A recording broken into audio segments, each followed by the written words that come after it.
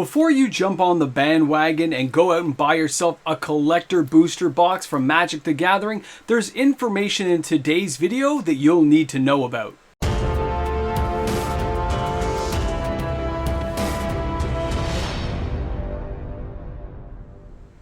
As Wizards of the Coast creates more collector booster boxes, more information becomes available, letting players know just how much these are worth, just how much they should be priced at, and what happens to them on the secondary market when they fall out of favor. Welcome back everyone, MTG Moxman here, and thanks again for hanging out with me on my channel today. A reminder, if you enjoyed today's content, like and subscribe to the channel, turn on that notification bell. I do put out new content every single day. So let me put this out there as a disclaimer before we begin the video, that yes, collector booster boxes are here to stay. They are expensive items. And right in the name where it says collector booster box is probably your first warning sign about these products. They've been around for a while. For all fun, intents, and purposes aside, these have been around for a while. Most players have come to recognize them as the more expensive item to buy. The treasure chest kind of item that you have the biggest chance of hitting the big boys, hitting some amazing cards inside those boxes. But what happens to those boxes? How are they priced? How are they marketed?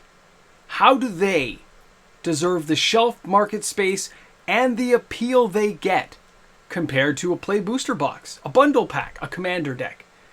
This is where the information starts becoming really relevant. And most people don't follow it because you'll hear other YouTube content creators spouting off about the value and how amazing these are. But when you actually break down not just the contents of the boxes, but the information that happens afterwards, a year from now, 2 years from now, 5 years from now. I've been tracking since the first one, and in case you guys haven't been around Magic that long, the very first one was Throne of Eldraine. That was our first collector booster box. Now let me share something with you here. Let me show you some stuff that's probably going to blow your mind. This is Murders at Karlov Manor. Now, for today's video, all prices are in Canadian dollars, and I've chosen to use 401 games. No, they're not like, spinning off anything here for the channel, but they do have the cheapest boxes, and they do put boxes on sale a lot because they buy the most. They're one of the largest retailers for Magic here in Canada, so when you look at their stuff, you know you're probably looking at the best price, give or take maybe some independent sellers. So, Murders at Karlov Manor. This set burned basically as soon as it came out. These boxes were at $329.95, they say, but really they were $299 to $309 at the time. I've noticed some weird price discrepancies with stores in general, but let's just say for this video, $300. Now, if you're a US guy and you're looking at this saying, well, what does that mean? Just knock off 30%. Take that price, times it by 0.30 and deduct that from the price, and that'll roughly give you the US price of this product. But Murders at Karlov's already on sale because it's not selling and nobody cares. And there's boxes everywhere to support this, everywhere. Now, that means they'll keep going on sale until they get cleared out. So what does that mean? Well, I'm not saying that the box can't go back up in price. I'm not saying that some people bought it at a higher price. Some people will buy it at a lower price. The market decides the price. The initial market offering at that price is just like a stock or bond. They say, hey, do you want to buy it at this price? And if you say no and walk away, they'll come back tomorrow and say, hey, do you want to buy it at this price? Like we've seen on Amazon. But judging by how many booster boxes of these collector boxes we see, that's a lot to go over. There's a lot sitting out there on the store shelves that don't get bought after this set moves on. And some sets move on faster. Now, when you take a look at the next one here, do you guys remember Unfinity? This thing hasn't done anything. People will say it's been doing great. It has the Shocklands, and they are cool space Shocklands. But this thing's $199. It's been sitting there forever doing nothing. And you can see here it says store quantity 10 or more, 10 or more. You're going to see that a lot in this video. Now, how about the next box? Well, here's Dominaria Remastered. What, the best card's going to be, Mana Drain? In this set was probably the best card you could get. And there's some $30, $40 cards, but $319. This thing used to be like $460. This is insane to think they expected us, the players, to buy this because it's still sitting on the shelf a year and a half later, 2 years later, 3 years later, and you'll see what I mean. Keep watching this. Now, Our next one, Dominaria United. I remember last Christmas this was on sale for $1.99. This has Lost Legends. You could potentially get a Tabernacle of Pendrell in one of these boxes. It could happen. It's most likely not going to, but even the potential of a lottery ticket couldn't save this product. It also has Sheoldred the Apocalypse. It's something to keep in mind, and it's still not selling. How about the Streets of New Capenna? $179 a box, and it averages what, five or six of the Triome lands, so you could get some cool lands in there, but other than that, you know what I'm saying here. Battle for Baldur's Gate. You can get the Copper Dragon, the Bronze Dragon, the Ancient Gold Dragon. You got all the cool dragons in there, and thank goodness they haven't been reprinted, or this box price would tank faster than you could say, ah! It's bad, guys, okay? Because what we're seeing here as you go along, the March of the Machines, does anyone even remember that set at this point? And then, of course, you got things like Innistrad Midnight Hunt. $159 means this is like $103 US. Like, these prices are super low, guys, okay? Same thing here with Crimson Vow. You look at things like, Meathook Massacre and stuff. You look at some of the special cards. Fun, but no real value. No secondary market value. They all tanked after the excitement of the box and after the opening. And then I'm going to end things off with Throne of Eldraine, the original. This thing used to be like $500. Everywhere, including TCG Player, has these boxes, guys, okay? $349.95, which puts it at $270 US for that box. 270, 260 something. Like, I want you guys to think about that. That's just a few of the boxes I'm showing you that they had on sale. They have other full price boxes, but those were on sale. I could have pulled out Kaldheim for $259. I could have pulled out a lot more boxes. But the point is, it's been years for these boxes, and they're all still available. They're all still there. They can all be bought. Now, people will tell you the market will thin out. People eventually buy these boxes. Well, when I did a sell-through rate on a lot of these things to see how much they're selling, yes, Throne of Eldraine boxes sell 1 or 2 a week, give or take, maybe. Sometimes as little as 1 a month. Some of these other boxes sell 1 or 2 boxes a week. So $700-800 in sales, and I bet you those people aren't opening the boxes. They're just accumulating. So when you look at this as a product to open and enjoy, it's overpriced. It should not be priced the way it is, but we're used to paying that price now. So me personally, I wouldn't buy that box ever again, because the value is not there on the secondary market resale side. Even if somebody tells you it is, I'm telling you, when you look at the data, the sales, the cards inside, and where these boxes go when they go on sale. Remember, somebody bought those Crimson Hunt and Crimson Vow Midnight Hunt boxes for $310, and now they're half that price. A couple of years later. People hit the tank on those, okay?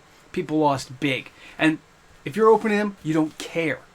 Sometimes you just want to open them. I'm not going to take away the fun factor and say, you guys, you can't ever do it. You'll do what you want. It's your money. I'm giving you information about what happens to these boxes years later. You could have opened this box today and bought 2 for the price of 1 for some of those boxes. You could have saved 40% on one of those boxes. Saved yourself some real cash. If you just wait a year or two, this is where it goes, because in the name it says collector booster box, guys. Remember, I paid $460 for mine.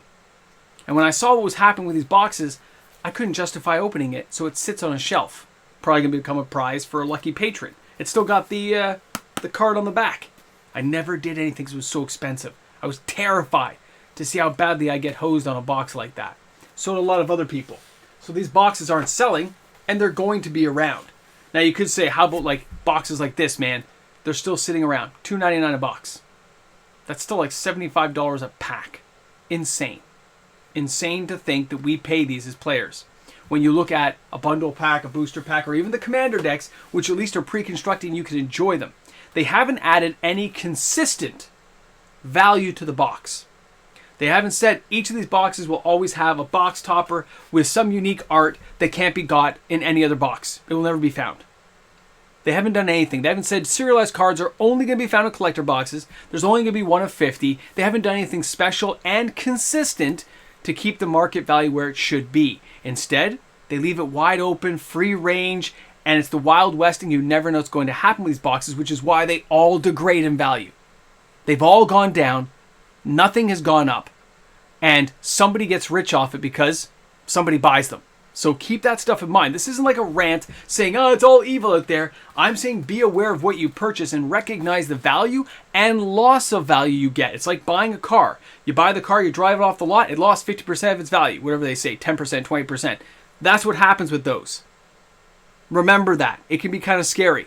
Or at least if you get a Play booster box and you draft that, or you get an older style booster box for like half the price nowadays and open that, you get some good entertainment value out of that. Bang for buck is really there, at least for playing the game. Maybe not the value of the cards, but a lot of these boxes didn't contain a lot of value long term either.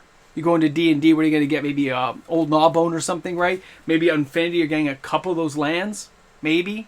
But not a lot of people play like the jokey set that it is. There's a lot of drawbacks to collector boxes that people don't realize and don't talk about because we're told. We've been, I guess, conditioned to say these are the most amazing boxes and this is why we should buy them. When in reality, they're a fun product at an overpriced market share value for what you could buy and you could just pick up the singles. And yes, it takes away the fun factor. I get that. But for some people out there who hum and haw over this, the details are really clear, man. You just got to look. It's bad.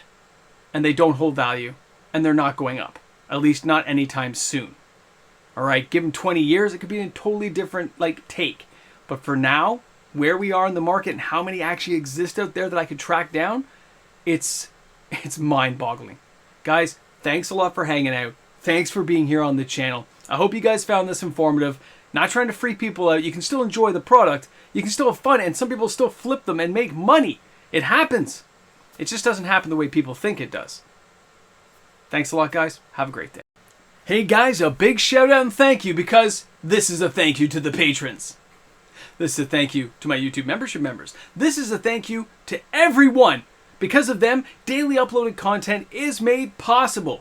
Because these people believe in the channel each and every day. Thanks again for being here. Thanks for watching my channel. And thanks again to my patrons and YouTube membership members. I'll see you guys tomorrow with another video.